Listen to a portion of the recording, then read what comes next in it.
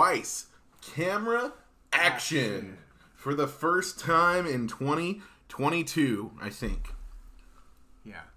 I'm your host, Aaron Weiss, alongside one of the coolest cats in Covington, Caleb Peeler. It's your boy here in live and in person. We are very excited to bring you this week's episode. It is a special episode. We're recording just us because our wives left us to go see a concert for the night. Yes, we're still married, but they left us for the evening. For the evening. Yes. Right. If you couldn't guess, today's episode is about the Batman. I say that because you probably already saw the title of the show. Say Bat-tastic episode. And Caleb and I are some of the biggest Bat fans you might know or might meet. It's true. Although neither of us have read, like every comic, but Caleb used to keep up with them more. Yeah. I know a lot of the major story arcs and have read a decent amount of the graphic novels. I've seen all of the animated movies. Mm-hmm. Played all of the Arkham series. Seen all of the live action movies. So yeah, pretty. Yeah. We're in deep for Batman. We're Bat stands. We're Bat stands. So that is our qualifications. Caleb, I want to know, what did you think about the Batman?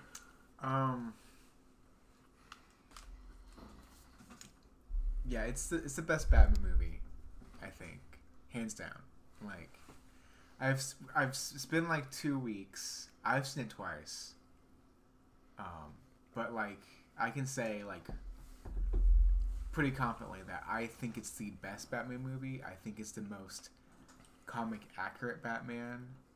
I think it gets the spirit of Batman and the spirit of Gotham down like perfectly. I go on about it.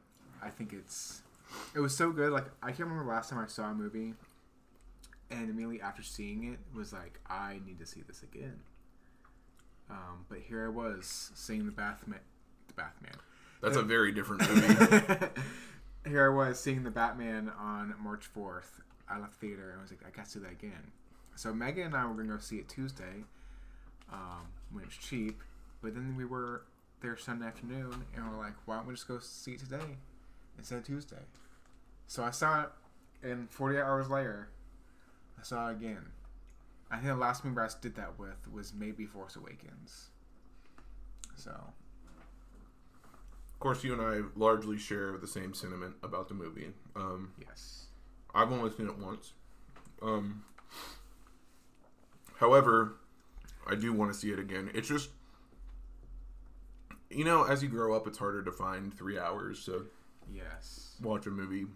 Once it's on HBO Max, I'm for sure watching it. Like 45 days after release, so mid-April. I'm so there. So excited about that. But yeah, I love this movie. I think it's the most comic accurate Batman that we've seen in live action. Mm-hmm. And folks, if you haven't kept up with the comics or like have never seen any of the animated Batman stuff, like, Batman's very much a detective. Mm-hmm. He's not really as much of like the scrappy, like, like what you see in the Chris Nolan movies. Like, he doesn't do as much detective work in those movies. He does some, but in this is like very detective. Like, you can see him like earning world's greatest detective. Yeah. So like, Batman definitely is a fighter, and he's great at physical combat. But like, throughout his like Bat history, he has predominantly been like 60-70% detective and like 30% fighter. I mean, his comic line was called Detective Comics. That's where DC literally comes from. Yes. So, yeah, he's the world's greatest detective. And we get to see that largely in this film. I think everyone was really well cast. Mm-hmm. I think that, Like, I was even surprised by John Turturro. I've only seen him in more, like, comedic roles, the guy that played Carmine Falcone. And it was interesting to see him as, like, this feared gangster. See, he was probably the only casting that was kind of, like, neutral. I think because, like, my perception of the Roman Carmine Falcone is, like, very much the Long Halloween, who he's this more like serious, like old gangster, like more of a like the Godfather. The Godfather. Yeah. So I always envisioned him more as the Godfather, and less of this kind of like almost like sleazy, just like guy who has worked his way up to the top by being the worst there is. And I think that's just because this was like a more modern take on Carmine. Yeah. Along with like the Penguin too. Like usually the Penguin is not affiliated with anyone else, which this was that was interesting, and we'll get into that kind of once we get into the plot. But I forgot that it was Colin Farrell, which blows my mind still because like looks nothing like him. I like Colin Farrell. I think most of the stuff he's been in. I think he's an actor that's like, I feel like he's kind of underused sometimes. I feel like he hasn't had that big movie that people super recognize him. But I think like he did one of his first movies I can think of him in is this one called In Bruges. I don't know if you've seen that one yet. It's kind of like a European like, it's about gangsters in Europe, but has nothing very little to do with the mob at the time.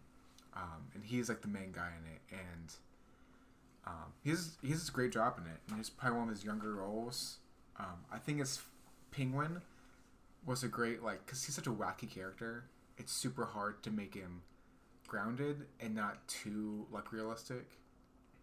They balanced like one thing I didn't like about Nolan movies was it was like too deep in the realism sometimes. But this has a perfect balance of like. It is real, it could happen, but it's very much like aware this is a comic book, aware these are fictional characters, that they can do unhuman things, like jumping the Batmobile off of a truck as it's burning. Yeah. Yeah, I liked his portrayal of Penguin. One of the I wouldn't say one of the first portrayals I've seen of him not being like British or like high society. It's definitely the first portrayal I've seen of him not being like high society. Yes. But I think of like when I think of like an imposing penguin, I think of the Arkham Penguin, who very much was like British high society. Nolan North played him great in the Arkham games. Kind of like a formidable foe. You have to like fight him as Bruce Wayne in the very beginning of Arkham City. But yeah, I mean, everyone really well cast. Zoe Kravitz was a great Selena Kyle / Catwoman. Yes. I feel Catwoman's hard to get. I love like Batman and Selena Kyle's relationship. Yep. I think it worked super well without being too forced. I really want to talk about Jeffrey Wright. All right, let's go. As Gordon. Because I think like the only thing I've really seen of Jeffrey Wright outside of the Batman is what's that about the robots? Westworld? Yeah. Westworld, and I think he's in one of the Hunger Games movies.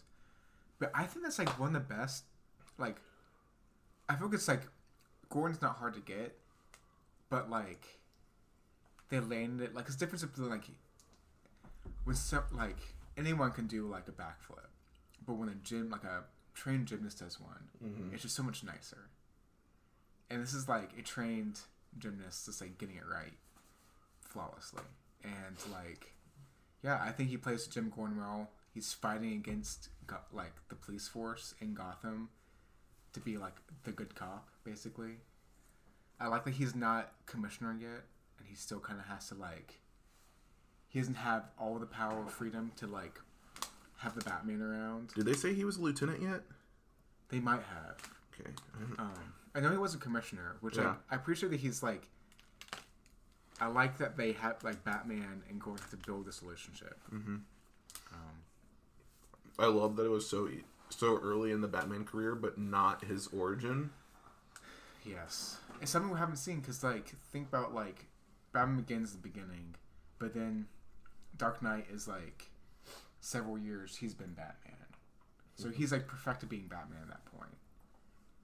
It kind of reminds me of Arkham Origins, which I think is like of the Arkham games. It's very underrated. My favorite story in Arkham games. Yeah, I think it's great. It's a very like young Batman, but not origin. It's just like he's still figuring out Batman, but he is the Batman right now. Mm-hmm. The music was fantastic. I will say that the Batman theme was a tad overused, but it was good. Mm-hmm.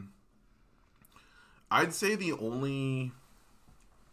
wasn't iffy casting, but it was like the iffy story arc in the movie to me was Alfred.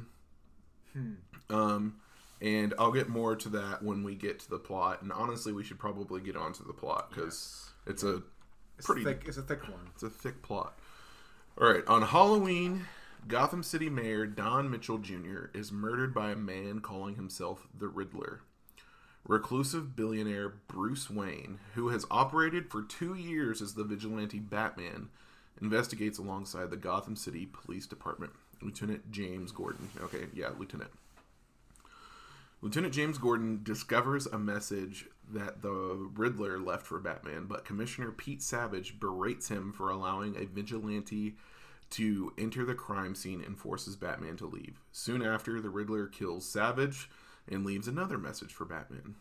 So, I was going to talk about, like, within... We can do this later if we want to. But, like, the atmosphere, the first, like, scene sets is, like...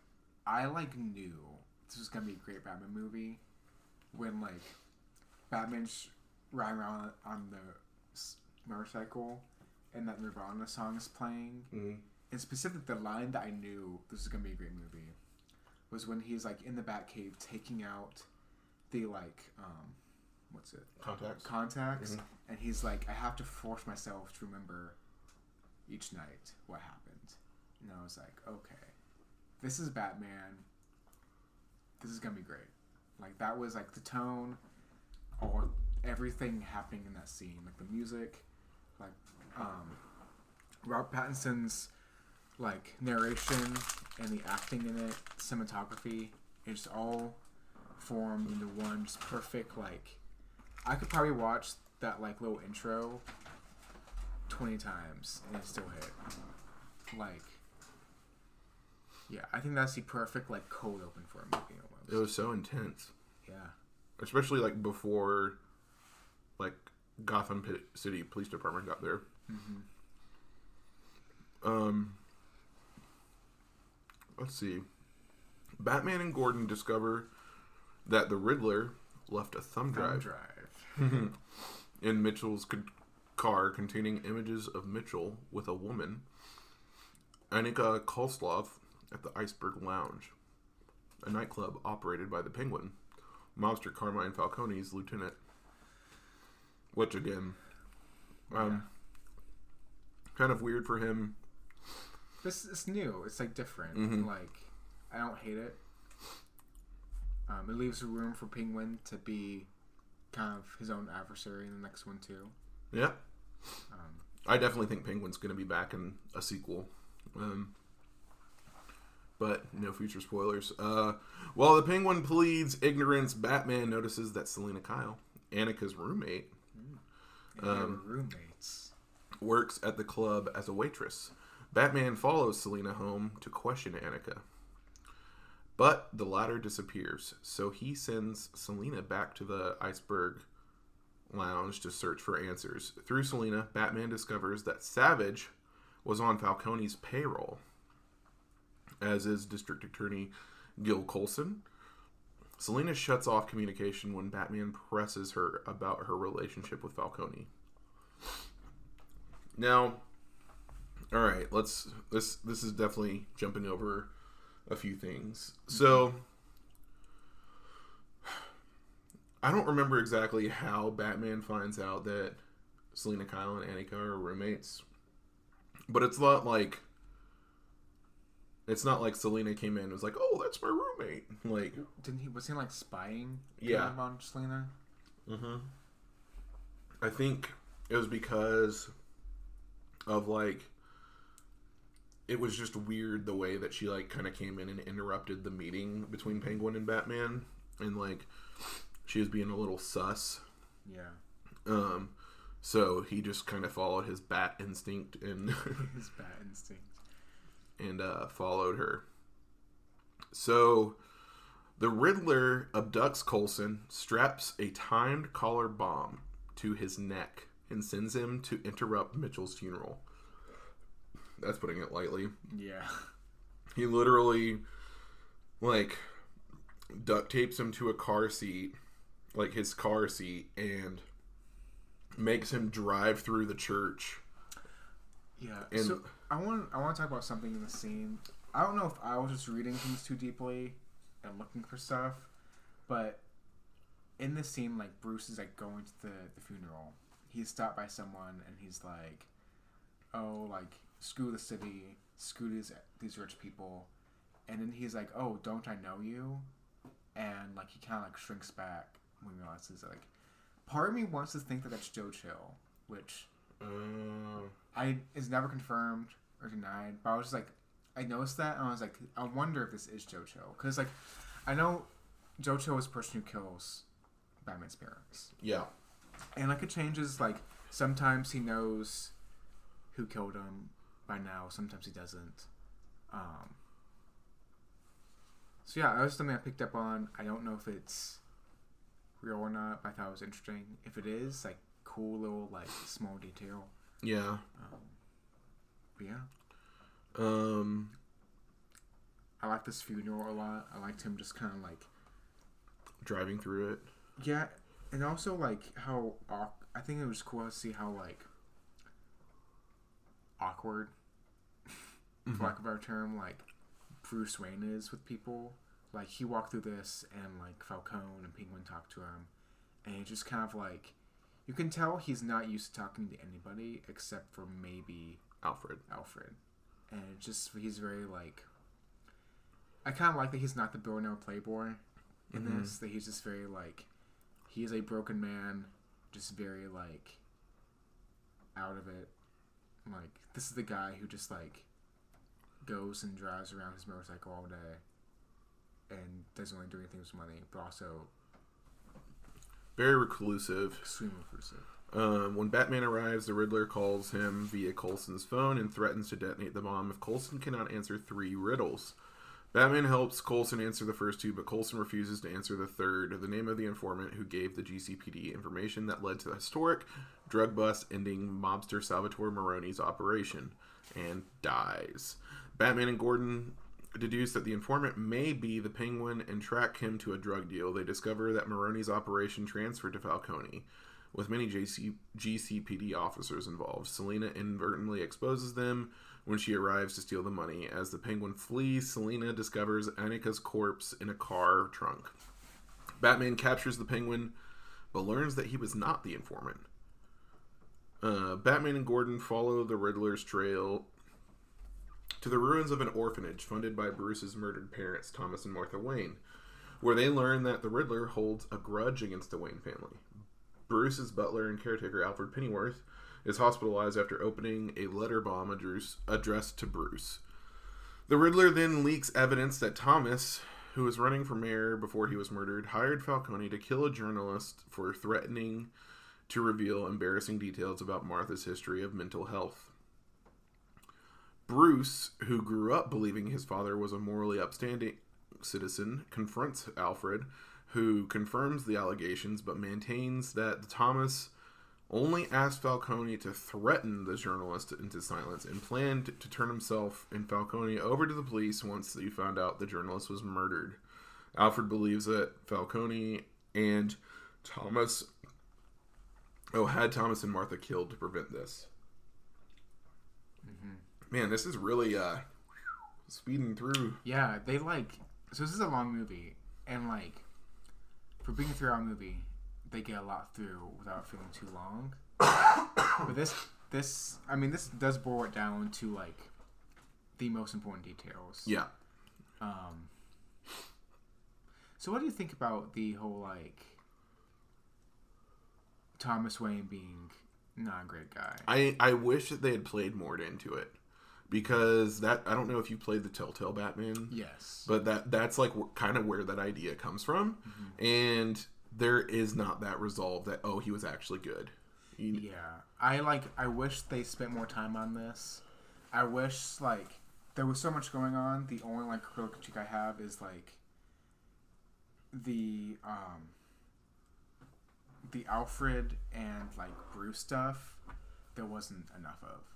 Yeah, there's like a few interactions between Alfred and Bruce, and it's like the very beginning, like Bruce kind of gets mad at Alfred. He's like, "You're not my real dad," and then Alfred blows up, and Bruce goes to find him in the hospital. Blows up literally. Yeah, literally blows up, and Bruce goes to visit him in the hospital, and then those are the only like two scenes. And Bruce is like, what about my dad? What happened there? And then he tells him, and then Bruce is essentially like, Alfred, you are my dad. But like, I mean, it's not exactly like that at all, but it's especially getting like Andy Serkis. He has proved himself too many times over that he is absurdly talented. Yeah, he does Alfred great. I love the refined gentleman Alfred, but also like the like ex-military grizzled Alfred. Which is what the TV show Pennyworth follows. Yeah. Oh, and I've seen the first couple episodes of that. It's pretty decent. Yeah, so that was the one thing I kind of like was meant about this movie. They glossed over that, which is like, it's not the focus of the movie. Like, I'm pretty sure Batman had more screen time with Gordon than Alfred. Yeah, which I think was fine. I think that Andy Serkis did deserve more screen time, and this is already a long movie, so I don't know like what parts got cut. Like, definitely the movie made sense. His arc kind of made sense, but I wish that I think it was the weakest arc. So what do you think about like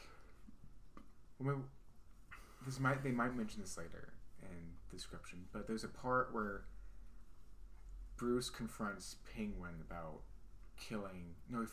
confronts Falcone about having his parents killed. Mm-hmm. And I wasn't sure how I feel about that, because I don't like the idea that Bruce's parents were killed for anything other than a random act of violence. Yeah. Like, I don't like, if it's true, that's why I appreciate they kept it vague that his parents might not have been killed by Falcone's men. But I hope it's not true, because I love a random acts of violence Bruce. Yeah, I do too. I think that the random act makes it, like, despite if Thomas and Martha were good people or not, the random act makes it, like, more powerful. Yeah.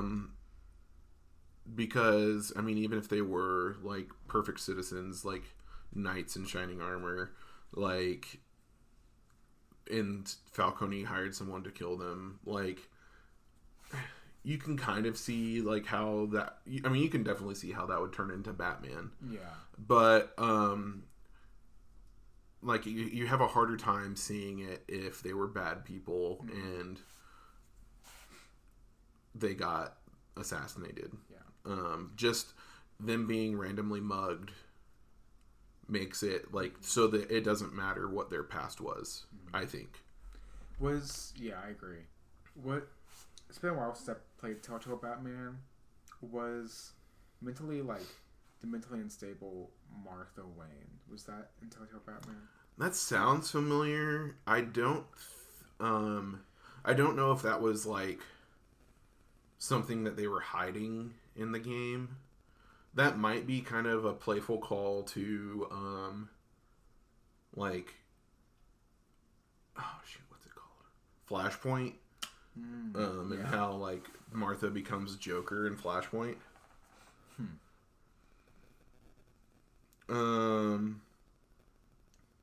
But I don't know. That's just me speculating. They've not confirmed like what they took inspiration from. I mean, some things were pretty obvious. Like they obviously took some inspiration from Long Halloween. They took some inspiration from Hush. They took some inspiration probably from Telltale Batman. But yeah, I mean, they haven't like come out and say these things. It's just like as fans, we can kind of tell like where they drew inspiration from. All right, let's go on with the plot. We're almost through it. Selena tells Batman that Falcone is her father, though he doesn't know it. She decides to kill Falcone after learning that he strangled Annika because Mitchell told her that Falcone was the informant. Batman and Gordon arrive at the Iceberg Lounge in time to stop her, but the Riddler kills Falcone as he is arrested. The Riddler is unmasked as a forensic accountant, Edward Nashton, and incarcerated at Arkham State Hospital, where he laments about failing to kill Bruce. He does not realize that Bruce is Batman, whom he idolizes and looks inspiration from when targeting the corrupt. Nashton believes that Batman was working with him, but Batman rejects him. Searching his apartment, Batman learns that Nashton has stationed car bombs around Gotham and cultivated an online following that plans to assassinate Mayor-elect Bella Real. The bombs destroy the breakwaters around Gotham and flood the city. A shelter is set up in an indoor arena where Nashton's followers attempt to kill Real but are stopped by Batman and Selena. In the aftermath, Nashton befriends another inmate, while Selena deems Gotham beyond saving and leaves. Batman aids recovery efforts and vows to inspire hope in Gotham. Yeah. Very concise description. Very concise. So, kind of getting back to what you were talking about earlier at the funeral. So, like, I think it's like the last like Riddler goon that Batman takes down, and like the one that gets unmasked, that's the guy from the funeral. Okay. And I think that's kind of what it was foreshadowing. I don't know if it was foreshadowing like him being like a bigger deal than that. I've heard that it was like the same person. Yeah. Crazy. Yeah, like there's some great scenes throughout all of this. I think specifically like the scene where Batman stops Selena from killing Falcone. Just because he's like, it's very powerful. Like the whole idea of like taking a life and you like carry it with you. Yeah. But then just also like the tragedy of like they do all this to save Falcone and then he's killed. Yeah. Which I don't know. I think neither Batman nor Gordon necessarily like. Obviously, they didn't want him to die, but especially Batman would rather him die at not Selena's hand. So I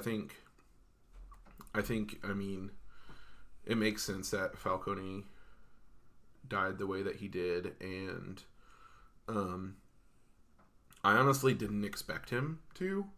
Yeah, it wasn't out of left field per se, but it shouldn't have been as surprising as it was to me once it was revealed that he was the Rat. Yeah. So I don't know how we've gotten this far without really talking about the villain. Riddler. I wanted to save a special portion for him, so let's get into it. Okay. Yeah, I've always liked Riddler as a villain. People goof on him. Like, I remember before this movie came out, some of my students were like, Riddler sucks, he's a dumb villain, like, he's just making riddles for people. I'm like, no, like, he's a lot more complex than that. I think the Arkham games do Riddler great. Yeah. And also, like, there's lots of arcs within Batman that are very Riddler heavy that are really cool. Telltale Batman. But also, the War of Jokes and Riddles is great. Which is what I need to read. Joker and Riddler have beef, and they basically destroy Gotham in the process. 0 Year, which is one of my favorite arcs, honestly.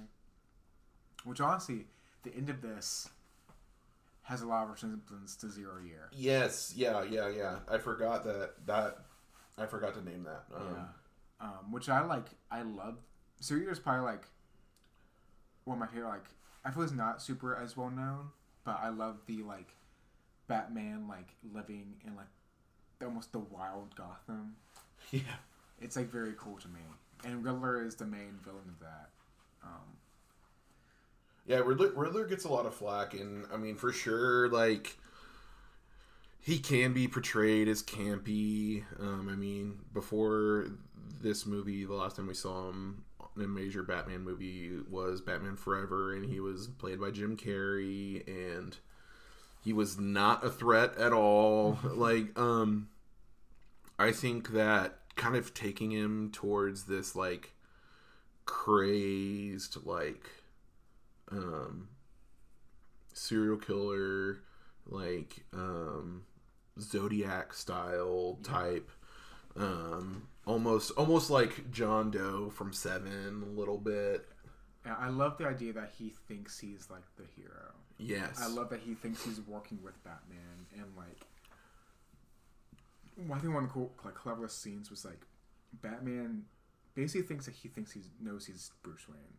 And you can tell he's like, by his body language and posture, that he's like, oh no, like, this guy knows. Yep. And then he's like, we almost got Bruce Wayne. Like, we almost got him together. And he's like, oh. And immediately, like, Batman, like, opens up, and he's like, oh, screw you. Like, I know what's going on now. And I thought that was such a clever, like, he didn't have to say anything. Like another hands down, like, Rob Pattinson for his acting. Because he didn't have to say anything, but you know, like, what he's thinking. Yeah, and so the thing that this movie didn't have that I'd miss from other Batman movies was, like, direct combat with the main villain. Like, he never touched Riddler.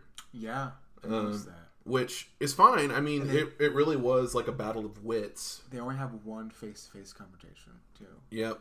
And that really, I guess they wanted to emphasize the wits more, because, I mean, Riddler really is known for his, like, mind games, and riddles, obviously, but, like, I mean,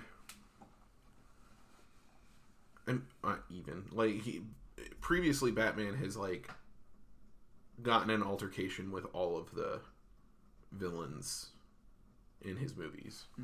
Mm-hmm. You could say he did a little bit with Penguin. I mean, there wasn't, like, much Batman, like, roughed him up, but it wasn't, like, back and forth, really. The car chase was incredible. But yeah, I mean, there was surprisingly little screen time between Riddler and Batman, but this whole time, you felt Riddler's presence even when he wasn't on screen. Just, like... Yeah.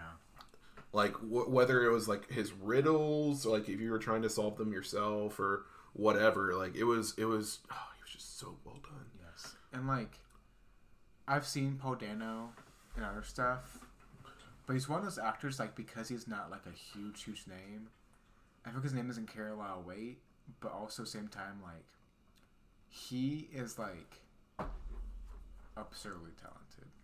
Like, if you've seen him in There Will Be Blood, it's, like, absurd.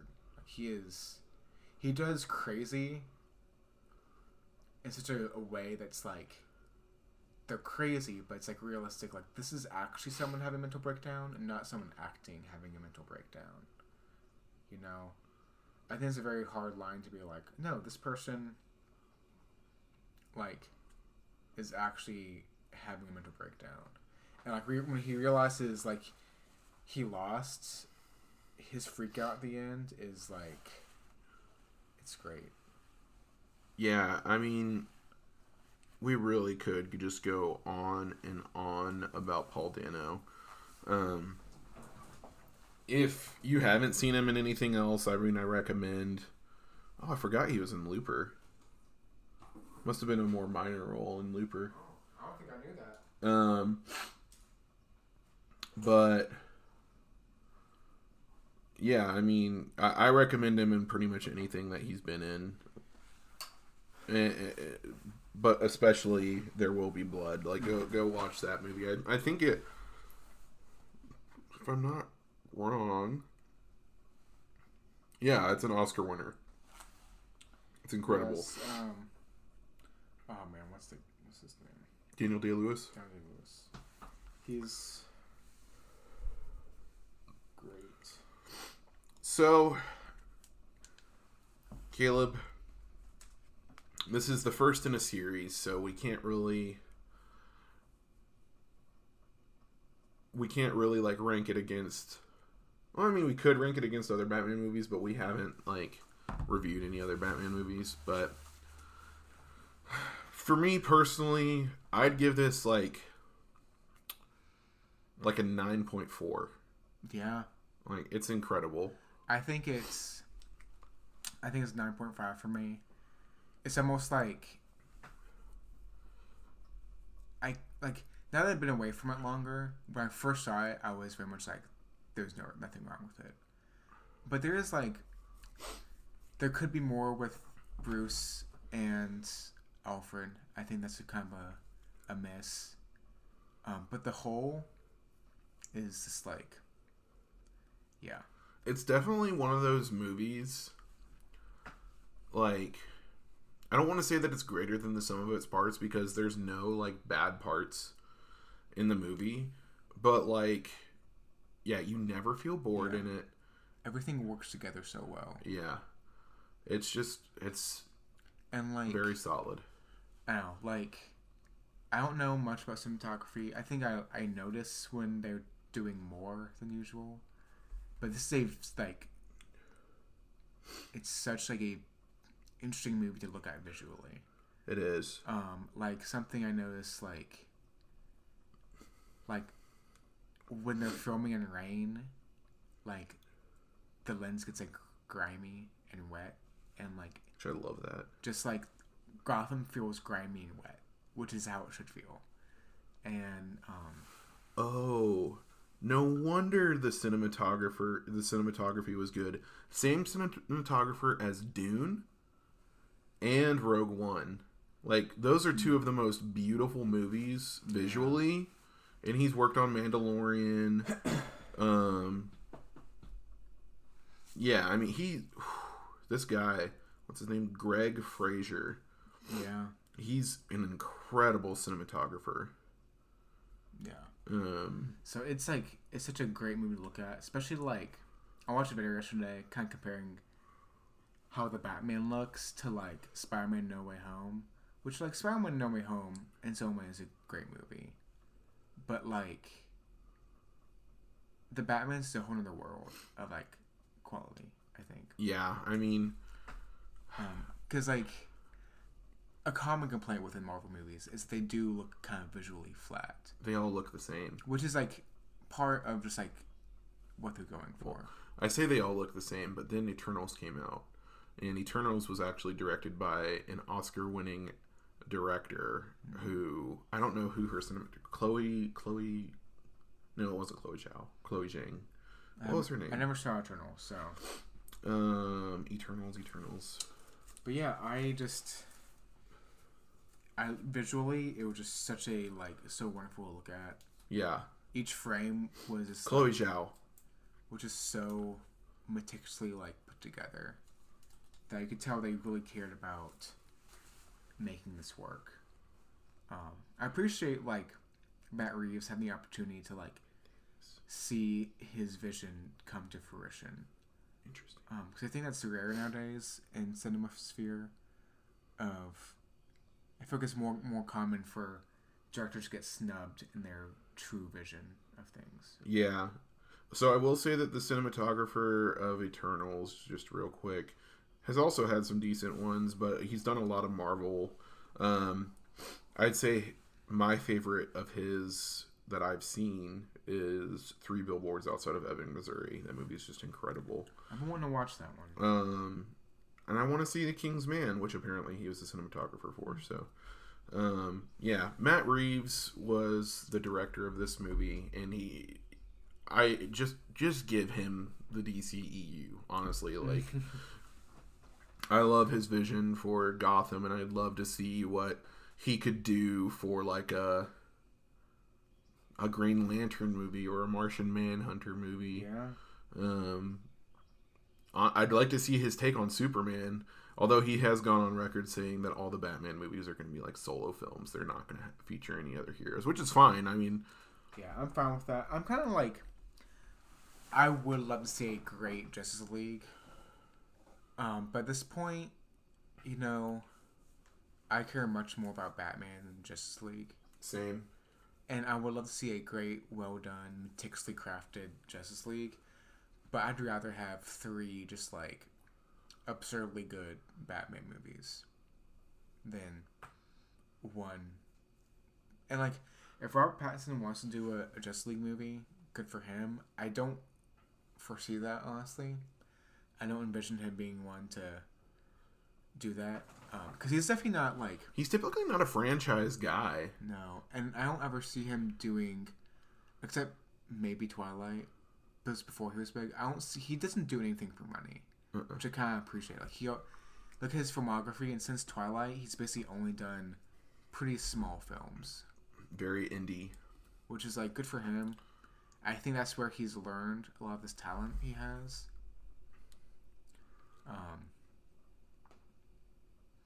But yeah, man. I don't think I can say enough about the Batman. Alright, people. The Batman gets a solid recommend from us, and probably a day 1 buy on Blu-ray. Maybe even a steelbook buy. Probably steelbook, if we're being honest. Go see it. If you don't feel comfortable going to a theater, wait till it's on HBO.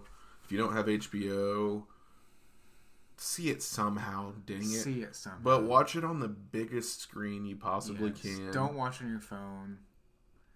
Get your favorite snacks and sit down on whatever you want to sit, like couch or chair or floor or bed, or just don't fall asleep. And strap in, because you're in for a ride. It's like, I don't know, we're both huge Batman fans, but I think this is the Batman movie I've always wanted. Yep. Like, I'm pretty sure I told Aaron, like, right after leaving the movie, that it was like someone took the comic books and like the Arkham games Batman and just kind of like made it into an actual movie. And just like, the feel was perfect, the tone was perfect, acting perfect. I'm just like so excited for what's next. The sequel. I hope they don't rush it. I hope they let Matt Reeves take as much time as he needs. I've always been a quality over quantity guy, and that's how I am with this. If Matt Reeves is done after 2, then that's what it's gonna be. Yep. Which sucks. Like, I would love if Matt Reeves has the vision of doing like an HBO miniseries. I would poop myself. I'd poop yourself. I don't know what I'd do. I would lose my mind. But like, I want him to do what he I want him to see this vision through. Me too. I really hope that Warner Brothers has seen that he can do this, he can make money, and just gives him reign to do whatever he needs to do. Precisely. And on that note, I think we are going to sign off. Thank you for tuning in to the latest and greatest Weiss Camera Action. Find us on podcast services. You can find us on Twitter and Instagram at WeissCast. And we will be back very soon, I think, with more Harry Potter. Erica and I have been busy, and we will continue to be busy for a little bit, but we'll be back. We are finishing that series, dang it. So stay tuned.